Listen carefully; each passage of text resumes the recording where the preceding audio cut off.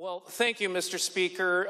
It is indeed true that the State Attorney General does not represent an individual in a case. He does, however, represent a class of individuals, and this is what we're talking about, a class of individual. So absolutely, the Attorney General can and would intercede, and I think they should. There's a lot of flaws here.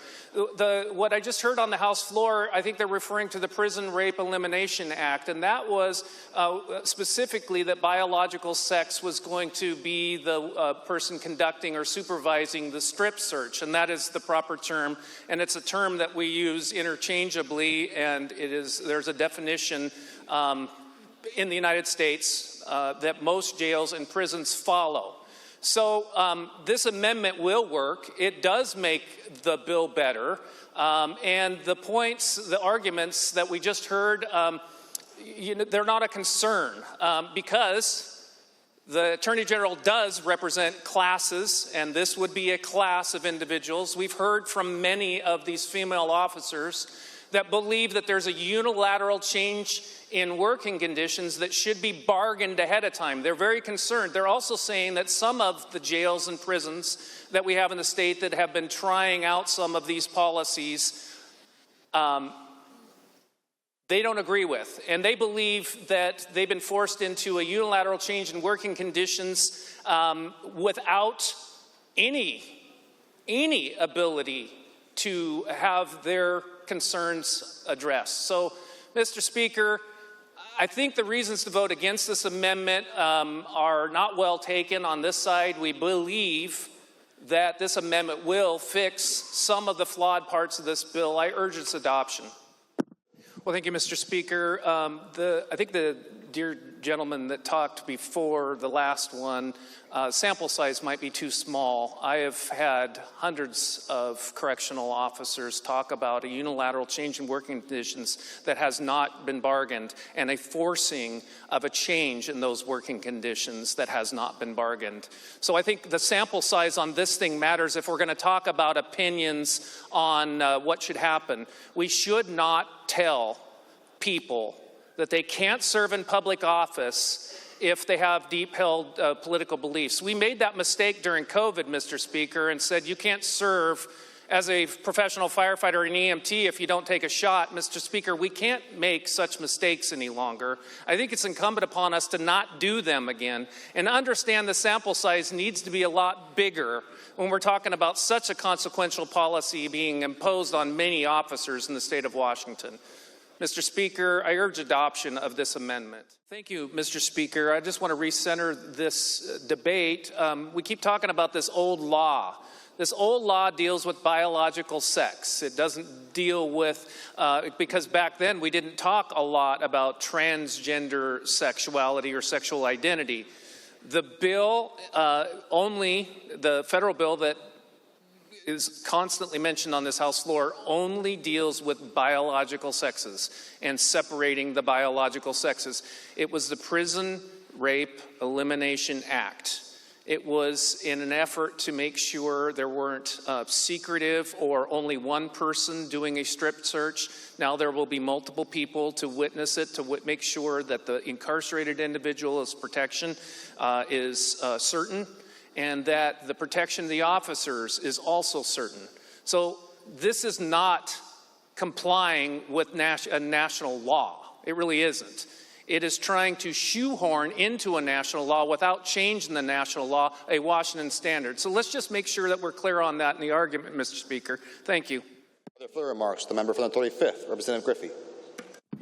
Well, thank you, Mr. Speaker. It is quite tragic when contraband is introduced into a jail or a correctional facility, that person overdoses and passes away, and we are exposed to, one, the sadness of the individual, what we're responsible for passing away, and the liability that we should have done something better. This is something that is used in all of our correctional facilities in Washington State when somebody is assumed to have consumed something that they call keistering, where they would put it a product in a balloon, they would tie it up, and then they would wait to pass it later. It is a routine procedure, not routine, but it is a procedure that is used in our correctional facilities, and it is a way that the inmate or the newly incarcerated person is protected, and that we could prevent intoxicating and potentially fatal substances from being brought into the facility. I think this is definitely common sense. I do believe we should adopt this amendment. The member from the 35th, Representative Griffey. Well, thank you, Mr. Speaker. I move for adoption Amendment 1489. It's been moved and seconded that striking amendment number 1489 be adopted. Remarks. Well, thank you, Mr. Speaker. I really wish we had considered these ahead of time, but the good news about considering them afterwards, we articulate our concerns with the bill. This bill is a generic bill and a generic set of policies that our Association of Washington Police and Sheriffs say they can administer, and they know that they can insulate themselves from liability in this space. The things that it does is it gives our jail and prison administrators a really good footing to stand on about how to write these policies. The underlying bill sets up a scheme in which an individual that's newly incarcerated could pull out a trump card, if you will, that says, I get to do something different and you got to wait to strip search me until you comply with what I want you to comply with. Mr. Speaker, I think we know that that's not a good relationship that should be entered into, when we know that those that are newly incarcerated need to have some manner of restraint, and there is some manner of control that has to be inflicted on the newly incarcerated person. It's a real mistake for them to be able to pull out that card and say, I need everything to stop in this whole jail until you fix this one problem. I think that's one of the number one flaws. The number two flaw is that this amendment would fix in the underlying bill, is that female correctional officers who have never had to do strip searches on biological males will be forced to do it. And I think that's, without saying, not having an ability, if you will, to opt out. We offered many amendments to the underlying bill to try to fix it.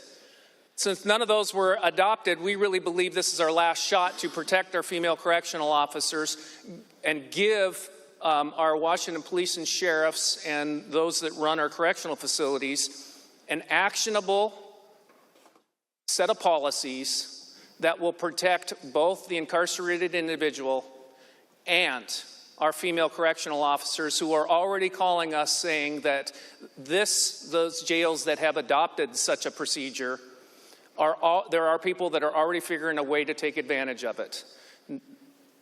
The way they're taking advantage of it is they know that there is one female correctional officer when they're booked, and they know that the whole jail slows down and stops because the person who was rearrested, repeat offender, now gets to pull out their trump card one last time and shut down the whole procedure.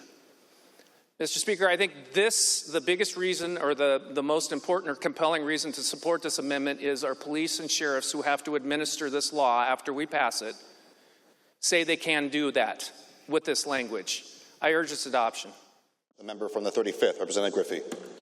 Well, thank you, Mr. Speaker. I think it goes without saying that I'm going to urge a no on this bill. I believe the bill has too many flaws that our police and sheriffs who have to administer this law through policy are going to have to navigate, and they're telling us it's going to be tough to navigate. Our female correction officers, if this bill passes in its current form without any exemption, are going to be forced to have to do something that they may never have had to do in their life without a change in their collective bargaining agreement.